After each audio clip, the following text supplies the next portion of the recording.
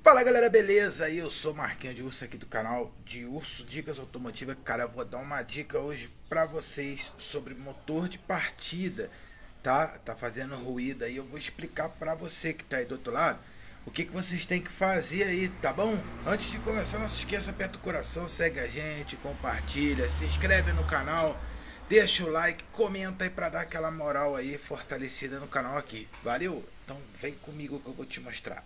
Bem. Ó, gente, eu tô com o motor de partida aqui, já tá desmontado. Pra quem não conhece isso aqui, a gente fala que é o focinho da Rank, induzido, caixa planetária, Bendix, né? E aqui é a bobina de campo de imã permanente. Cara, a dica que eu tenho pra dar pra vocês é sobre isso daqui, ó. Vocês têm que desmontar, a gente lava tudo. E ó, lubrificar as planetárias aqui, tá? Essas engrenagenzinhas.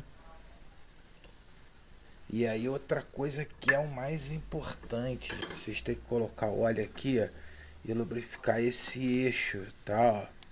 Esse eixo aqui que trabalha aqui o Bendix, ó. Tá vendo? Ó? Tem que estar bem lubrificado até vazar aqui embaixo aqui, igual eu botei aqui que vazou. Vocês podem ver que tá cheio de óleo mesmo.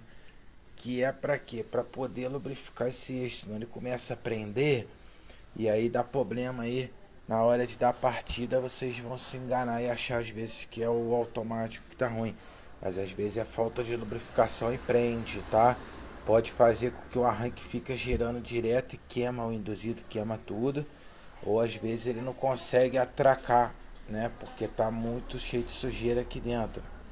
Outra dica importante nesses casos aqui que tem esses rolamentinhos, lavar bem e lubrificar esse rolamento, tá?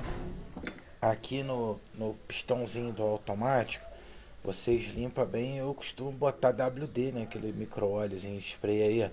Não gosto de passar graxa não, porque eu já peguei, né? Dele ficar com dificuldade aqui, porque dá ar se você botar graxa aqui dentro, ó. Tá vendo?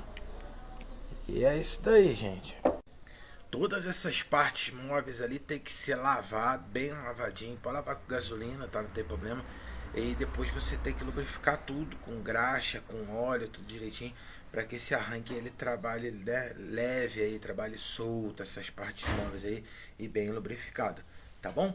Então fica a dica aí pra vocês. Não se esqueça, gente, ó, se inscreve, segue a gente, deixa o like aí, compartilha aí pra dar aquela moral aí. Valeu, até o próximo vídeo.